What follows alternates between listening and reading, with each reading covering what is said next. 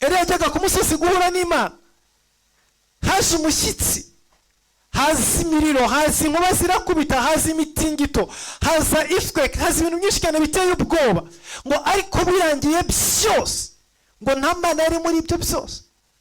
Birangiye ngo haza ijwi ry'ituze, haza ijwi ryongorera, haza akayaga gahuha gake cyane, haza ijwi rituje ryorohereje, ngo aho ngaho niho Imana yari iri. Haleluya.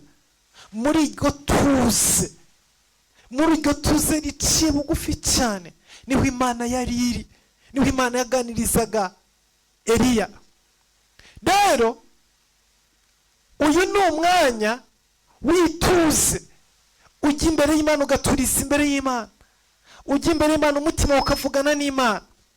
Mose yakoze igihe Abisirayeli bari